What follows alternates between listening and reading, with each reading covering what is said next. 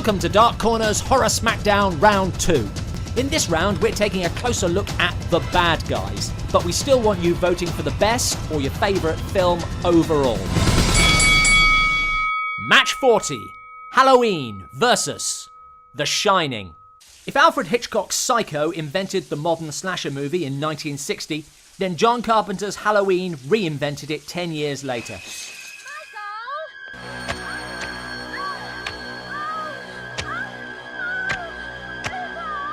Halloween undoubtedly riffs on Psycho, right down to its choice of lead actress. But Carpenter uses our knowledge and our assumptions against us, starting almost immediately when he reveals the identity of the killer. Michael? Despite its slow, tension-building pace and the fact that really very little happens, Halloween is an extraordinarily concentrated film, virtually all taking place in one day, featuring a handful of characters and a very small story. But whose story is it? The question in Halloween is not who the bad guy is, it's who the protagonist is. Donald Pleasance is top billed as Dr. Loomis, and he has a clear goal in hunting down Michael. I met this 6-year-old child with this blank, pale, emotionless face and the blackest eyes, the devil's eyes. But he's a purely reactive character, never driving the story. Most people would say that Jamie Lee Curtis's Laurie Strode is the protagonist. I'll kill you if this is a joke. But she has no goal until the end of the movie, and that goal is just survival.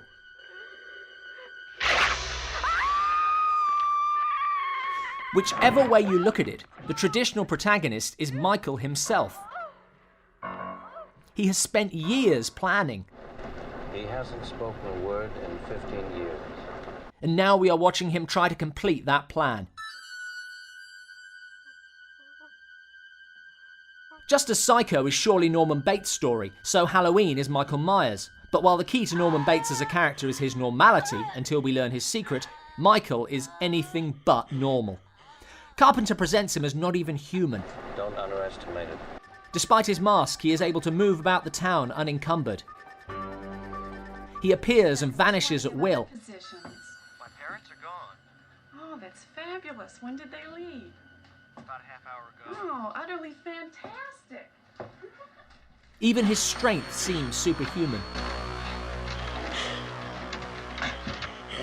For most of the movie, we only see him as a static presence, watching silently.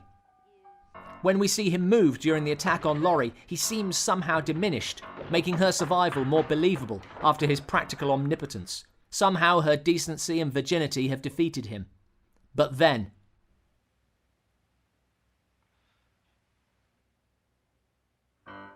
Michael is a nightmare made real. The boogeyman can only come out on Halloween night, right? And as everybody knows... You can't kill the boogeyman. When Loomis looks for Michael's body, we sort of know that it will be gone. But then... It's not just that Michael is gone. He's everywhere. Just like a nightmare, he is always with you. Michael is not a killer in the traditional sense. He is a force of nature. Perhaps no other film in the Horror Smackdown has been broken down and deconstructed quite so much as Stanley Kubrick's The Shining. Is door number 237 a reference to the 237,000 miles to the moon, and therefore proof that Kubrick faked the moon landing? Or is the whole film a metaphor for the Native American genocide? The site is supposed to be located on an Indian burial ground, and I believe they actually had to repel a few Indian attacks as they were building it. This freedom to interpret the film's meaning echoes through everything, including the film's bad guy, Jack Torrance. I'm right behind you! A 3-minute breakdown of Jack Nicholson's performance is hardly enough to do it justice. So instead, let's just take a quick look at 3 interpretations of his character. Dad? Yes? Do you feel bad? First, is he possessed by ghosts or driven to do their bidding? Perhaps they need a good talking to. If you don't mind my saying so. Perhaps a bit more. A popular theory, since the ghosts only appear when a mirror or reflective surface is present. Was the previous killing just a symptom of cabin fever? For some people, solitude and isolation can of itself become a problem. The longer Jack is trapped from the rest of the world, the more distrust sets in against his family. It's his mother. Cut off from the world, Jack fights the madness until his distrust is confirmed, leaving him with only one choice. That.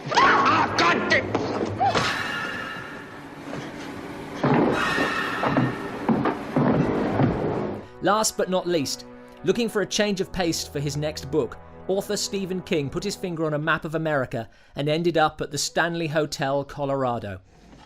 You set him up and I'll knock him back, Lloyd, one by one. The story mirrors King's own battle with alcoholism and his struggle to write a new book. I'm not being grouchy. I just want to finish my work. In Jack Torrance, we see the frustrated writer trying to find an idea, blaming everyone but himself for his shortcomings. Whenever I'm in here, you hear me typing. Whether you don't hear me typing, what the fuck you hear me doing in here, when I'm in here, that means that I am working. That means don't come in. He is a man of violent mood swings, seeking the comfort of the bottle. Here's to 5 miserable months on the wagon and all the irreparable harm that it's caused me. Whether possessed or influenced by ghosts of the past, driven mad by cabin fever, or succumbing to the demon drink, Jack Nicholson has left a terrifying legacy in horror. Not hidden behind a mask like Michael Myers, or smiles like Norman Bates. I'll never do anything to hurt you. Never. Jack Torrance is a father, a husband, hired as a caretaker, and the relinquishing of those roles makes for a terrifying, yet very human monster. Then I'll huff, and I'll puff, and I'll blow your house in. Let us know your thoughts on these bad guys, and don't forget to vote on the horror film you want to see move into the next round.